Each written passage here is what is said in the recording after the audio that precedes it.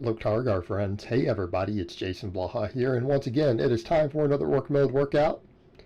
And today was max effort press day. We've got a lot to cover, so you guys go ahead and reach down there and click that like button.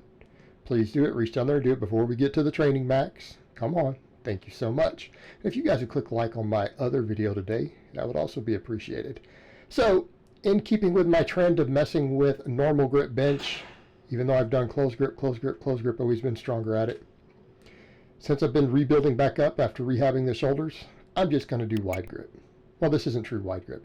It's pinkies on the rings. You know, we can go wider and still be meet legal, but I'll call it a normal. So did 3 quick ramp ups, got to a good training max. The last one was surprisingly easy. And again, people who use bands understand. They know that, you know, again, you'll see people say silly stuff like, oh, it's 282 plus 50 pounds of band, so that's basically a 282 bench. Like, no, I promise you, if your max bench is 300 and you do 50 pounds of bands with 282, you are not even going to get it halfway up. You're going to move that bar 3 inches and it's going to slam back into your chest. Okay, and anyone who messes with bands knows this. The 50 pounds of band tension is hitting about halfway into the rep. And it's not all gone at the bottom. I'm keeping tension on the bar. I have at least 10 pounds of band tension even at the touch of the chest. Okay, right about there. Yep, halfway up, that's 50 pounds. But the lockout was good. You know, and that's the fascinating thing for me. That tells me a lot about all this tricep work I've done. Now when I go over to a wider grip bench, my lockouts are nice and clean even with bands and chains. They're going good. Now, I haven't hit any grinders yet. I'm being very, very conservative. As we get stronger, we'll find out. But man, those lockouts are clean. I'm not grinding them. Okay. That means we'll continue to work on triceps, but I'm going to build my pecs and build my delts up. Right? Put a very high priority, especially on pecs. Especially on pecs, which is why we are doing this. And I've been having to look at total volume. I've gone really hard on some of the volume for some of this stuff, and when I look at a lot of my lifters, they don't need to do the amount of pressing volume I've been doing. I can add overhead pressing, but I mean 6 sets. 6 sets for my chest of quality sets that are within, you know, within 1 rep of failure. Just pretty close to where they are. 1 to 2, right? So today I went with 235. I made another 5-pound bump because I got 12 reps on my 3rd set last time with 230. So we went up to 235. These were hard though, right? I don't think I could have got 12 reps on the last set this time. The last rep was super hard. It may not look like it when I get there, but just feeling it, it felt tough. It felt slow. And it was a case of maybe I could have ground out maybe 1 more rep, but I'm not 100% sure of that, right? I'm not 100% sure I could have got another rep on the 3rd set. I could have got another rep on the first 2 sets. Again, we're pausing. Everything's paused. I'm not using a super aggressive arch. Getting a good pause, and it lights my pecs up, right? It is lighting my chest up. So when I combine this with the incline, and I'll have a video coming out, I don't know, probably 7 or 8 months from now, and I've already made discussing this. There's data out there suggesting that higher rep benching actually does give a better ratio of pec to delt and tricep for hypertrophy. Higher rep meaning 8+ reps. Okay, there is actually some data on that that's looked at it, and it has to do with the way muscles fatigue over the course of certain percentages of a max. Okay, in other words, your fatigue pattern doing a heavy 4 or 5 rep set is not the same as your fatigue pattern on a heavy 9 or 10 rep set. Muscles will fatigue at slightly different rates. Even if those are limit sets and, you know, at appropriate percentages of your max. And the bench is one of those. The early reps, the delts and triceps get more work. So again, if you're doing a bunch of 4s and 5s, your pecs aren't getting as much hypertrophy. If that's what you're using to get the same number of amount of total volume. And it makes sense. Makes sense. So the higher rep work is going to make sure that my pecs get a lot of stimulation. You know, and then we're doing incline on top of it, and the incline's all pause. Again, outside of the maxing, which has its own training response. Going to get 6 really high quality sets for pecs on movements that have good carryover. And I can just change bars or change the chains if these things stall. You know, if I need to avoid overuse or acclimation, I can just rotate bars. I've got 5 different bars I can bench with. Rowing, pretty good today. I'm keeping with the same weight because it is tough to do these strict. They were fairly strict today. I'm happy with them as far as strictness today. When I first went up to this weight, some people were like, you're cheating too much, and arguably so. But after doing them for several workouts with this weight, I feel like I'm getting more proficient at handling this weight more strictly, right? Very, very little body movement. Very, very little torso movement. If you watch close, and don't watch my shoulders. That's where people mess up. They're watching my back and shoulders. Well, that's going to move. I have big lats. I have a really big back. Watch my chest. Watch my torso. It's not that much movement. We're getting pretty strict now, which is what we want. When I can get to where I can do this very strict, I'll start bumping it up. You know, because what do I say? We need to be able to row as much as we bench. Well, I don't think it's going to be long before I'm going to be benching 245 for 10s on that pause bench. Right? I need my rowing to keep pace with that. I've got a 10-pound gap right now. But my bench is going to come up pretty quick now that we're able to train everything and the shoulder's feeling good. And by the way, my shoulder's feeling pretty good today. Slightly sore post-workout, but nothing like it used to be. So we know that the things that I'm doing, that I've rehabbed it, have been fairly successful. We know all the rear delt work is helping, and we know that I'm selecting exercise that are not particularly aggravating it. And that's been the name of the game of, can I do the movements I need to do to build things up without aggravating it? So it's a combination of all those things. Okay. And I am doing certain stretches and mobility work for it, and I don't want to get into all that because it's very individual to my situation. It may not be useful to you. Okay. May not be useful to you. I got a shoulder impingement from doing pull-ups for high reps. And again, I always have to point that out. People point that out. Well, you say you don't get hurt from the maxing, but you have that but that wasn't hurt from heavy lifting. Those were all 8 to 10 rep sets on pull-ups, chin-ups that have caused me issues. Okay? It's not heavy lifting. So, incline, I went with the 170 again today without having done dips first. It was still hard. I'm going to have to bring this up very, very carefully. And I'm going to need more assistance work. Yes, I know it will come up on its own just with practice, but I've realized I've got to have some assistance work for the incline. Right? Because these were hard. These sets were super hard. I don't think I had another rep on any of them. Like when I got to that 10th rep each time, because I've worked up to this weight, they were tough. And I'm trying to do them pause, and I find that the sets go better if I'm very careful of where I place that bar. I've got to put that bar pretty low on my chest, and I get the best benefit. It's when I let it get too high, I get fatigued, my bar paths get squirrely. So it'll be the same when I max on this, but even then, that's obviously beneficial. We want it lower down because we're on a high incline. I'm on a 45-degree incline, right? A lot of the guys who are like, well, this guy or that guy's super strong on an incline. Well, it may not be that high of an incline. Sometimes it isn't. Sometimes it is. I mean, I've seen some guys who are monstrously strong on a 45-degree incline, stronger than I will ever be. I don't dispute that, right? Michael Hearn comes to mind. I'll never catch him on the incline. I say that, hey, maybe I will. Maybe I'll get lucky and do that. But that feels impossible. This third set, though, I thought I was going to maybe if I could squeeze out a little more if I got good pauses and touched that bar perfect. But then I hit that upright. I hit that upright. Because, again, the thing is, you've got to be fairly close under the uprights to get the unracking good on an incline. So that ended up making that set still the 10th reps felt like it was all that I had. I didn't feel like I had another rep. But I think the correct overhead pressing will help the incline come along. So again, you know, the incline's an accessory. I'm treating it very seriously. I don't know that it may not even increase my bench that much for a while till it gets really strong. I feel like the benching and the tricep work is what's going to keep my bench moving. But in the meantime, the incline sure carries over for a lot of my guys. So, you know, we have to ask that question of how do we keep that incline moving without just rotating bars. I haven't been doing it long enough that I need to be rotating bars back in.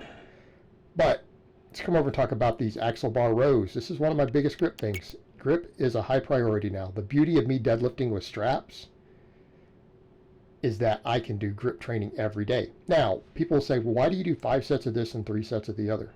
Because this is grip limited, and so therefore the volume is lower quality. Okay? If you're doing lower quality volume per set, you have to have more sets to get hypertrophy, because I need my back and rear delts and traps and everything to grow from this, right? This is still a back exercise, and it counts towards my back volume. But because I'm using a lighter weight, I used 245 for those other rows. I'm using 200 here, and I just stepped up to the 200. Okay, that's a sizable gap. These are not ultra high quality sets in terms of back stimulation. Okay, now because I'm already fatigued, because I've already done the heavy rows, it's not like I'm doing these fresh as my only back thing. That gives us some benefit because we are able to get a little more fatigue out of it. And that matters in the grand scheme of things. If you do enough sets of even low quality sets, you'll hypertrophy. It's just you're in junk volume territory. You have to do more. You know, the topic came up the other day. Someone said, well, so-and-so said you could do 10 sets of 10 at 50% and get amazing growth. It's like, yeah, that's true.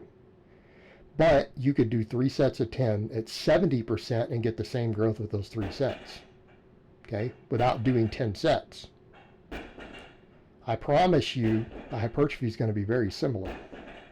Okay, so let's come over to this. Aren't we dealing with an equivalency? Right? Let's assume those rows I did for 10s are 70% of my max. This is 45 pounds less. But this is probably closer to 50%. Right? I'm doing sets of 10. Well, I'm already fatigued from the others, so that helps. Because we're getting into some just sheer fatigue instead of quality sets. But if I do 5 sets of this, I am getting a hypertrophic response on the tail end. If I just did 3 sets of 10 with this way on its own, my back probably would not grow at all if I did it fresh. Nothing. So, you know, we get into a fuzzy territory there, but that's why I do the 5 sets. Plus, I get all that grip training. And you guys notice I regrip the bar. Notice I open my hands and reclose them. I found that works really, really well for letting me get more weight on the bar. And it still hammers my grip because the grip is the limit. But you know what? I think I picked up an extra rep on the last one. So we're in a good place there. The grip was good. So the grip training from the rowing is coming along, right? So we've got to keep that grip working. Grip, grip, grip. Grip specialization is the name of the game. So I do grip training every workout. Then I'm messing with my grippers in between just for static holds. Usually just 1 static hold a day. 1 squeeze all the way to failure. You know, with the grippers I'm using, it's about 20 seconds. All right, so what do we do here? Seated press. I want to be able to do the wider press. I can't get to my chest with the wide press. My shoulder doesn't like it. I need that same grip to carry over to the incline. But I've realized I've been able to do this wider grip off pins before. So I'm like, well, let me do that. Let's do that today. We'll do them off pins. So I'm doing them off of a pin that stops the bar a couple inches from my chest, right? You guys can see that. What is that, 2 to 3 inches? I don't know. Something in that range. We'll call it 3 inches. At least it's getting below the chin. All right. This hit my upper chest and my side delt super hard. That always happens when I go with a wider grip, by the way. Okay, I'm outside shoulder width. Okay, this didn't inflame my shoulder. Perfect. Okay, this will help develop my shoulders, and it will give me that carryover to the incline. And I only did 2 sets today, and I actually kind of went more with the second set. I'm like, let me see if I can get more than 10, and I got 12. And that's a lightweight. I know that. I'll build it up. I'm going to have to build volume there. I want to make sure I don't get too much DOMs from that new movement. I want to make sure it doesn't overly inflame the shoulder. Ease into it gradually. I think we're going to have a winner there, though, for incline carryover. I was messing with that when I was bringing my incline up before and was hitting PRs. I think it's going to help. Then the JM press with chains. I went with more chain weight today. Instead of adding plate weight, I added chain. I added 14 more pounds of chain. Works very well. Now, it's hard because those chains throw you off balance. You guys notice it almost looks like a bamboo bar, right? But there we go. Light the triceps up, right? Because what are we concerned with? Maybe getting more tricep strength for the lockouts. I want to make sure my triceps are super strong through all that pressing lockouts. That's what gets me on the incline. And we also, the overhead pressing will help with the sticking point on the incline where I tend to stick. Okay. I need to make sure my lockout strength stays high. I've been doing real good so far, But if my lockout strength stays high, we'll be able to mess with a lot of band and chain for the maxes. Okay. We know triceps have historically been a weak link. I feel like pecs are a weak link for me now on the wider grip benching. But triceps have always historically been a weak link, but I've also mostly close gripped. I want to keep ahead of that. Keep those triceps super strong while we bring the chest up. Get them bigger. They need to grow. And JM presses do a good job, and in this case, I'm ensuring my lockout strength. Because I'm doing a lot of pause work, and people forget that triceps do count for the bottom of a bench. They're not just the lockout. They forget that. I'm getting a lot of lockout or bottom end strength because I'm doing all pause benching. My maxes, all my 10s, my incline, everything is paused from the bottom. Okay? That's plenty of tricep work out of the bottom. What I need to make sure of is that my lockout strength is on point. And the chains let me do that. And it lets me go with a heavier overall weight, okay, without beating up my elbows. Because that point at the bottom is what tends to put fatigue on the elbow tendons, we're unloading it a bit, okay? At least 40 pounds of that chain is at the bottom. We're unloading that position on the elbows. It's still working the triceps there because that's the weakest point for your triceps. And then we're making sure the top, where we have more strength, is recruiting those fibers. I want to make sure that I have tremendous lockout strength from those triceps so that I can follow through on the benching. And if something else changes, I'll adjust it. Look, guys, if it turns out that I'm no longer missing, I start hitting maxes on the bench without bands or chains, and I start missing out of the bottom, we'll adjust the way we train triceps, possibly. Okay? But right now, I feel like bottom end strength is going to be very well handled by just bringing my pecs and lats up. And then, of course, we finish off with the strict curls, supersetted with bent over laterals, right? Or rear delt flies, whichever you prefer to call them. I think rear delt flies sounds better. It seems to be more intuitive with the exercise, so I tend to just call it that. But we could call it rear delt raises, rear delt laterals. We could call it whatever we want. Everyone has a million names for these. I don't know. I think rear delt fly sounds good. These seem to really do the most for my shoulder health. You know, and that came up in the comments earlier too. People had said, well, what about face pulls? I was doing tons of face pulls when I got hurt. They didn't help at all. Okay? And I've always pimped face pulls. Always pimped face pulls. But I'm going to be honest. I feel like my shoulder health and rear delts do better with just direct free weight work. Right? Just coming in and doing a rear delt fly. Even band pull aparts to some extent seemed to work better for me than the face pulls do.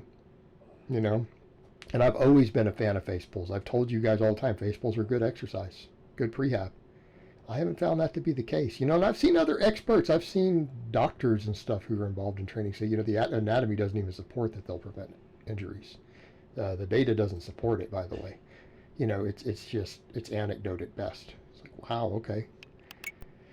So there's some disagreement out there. Definitely some disagreement. And since there's disagreement on it, I'm going to have to go with what I've experienced personally. Okay, when the leading experts are disagreeing, and some are saying, no, these are good for this, and others are saying, there's no evidence of that. And there's no even biomechanics to support that. And my personal experience has leaned in that direction. I'm going to kind of say, well, I don't know that they are that great for prehab. They haven't been for me, and I've always done banded face pulls. I think the dumbbell work or plate work for the rear delts, just direct work, probably a better option, you know, and then working on my mobility and stretching my chest, stretching my shoulders. So, I mean, that's what I'm doing. And so far we're seeing good improvements. I'm able to bench with a nice wide grip without shoulder pain. I was able to do all of that pressing today without any shoulder pain. Okay, we're in a good situation. We need to keep that moving. And I need to keep working on my shoulder mobility. Okay. And I need to keep working on my rear delts. Right? We're all going to be okay, bros. But again, 3 sets of these to failure at the end. Ensuring basically, because I did 8 sets of rows, even though we could argue some of those are not full quality sets because of the axle bar, gives me 11 sets for rear delts twice a week. We're beyond 20 sets. Now, because some of them are not high quality, I think that still balances out. I think it'll balance out. But this is just ensuring that we get what we need. But you know what, overall, guys, I'm real happy with today's workout. I feel like I'm moving in a good direction. And I think we're going to see my bench start getting real strong. All right, guys, well, that's really all I have to say on that today. I hope it's been informative, and I'll talk to you guys next time.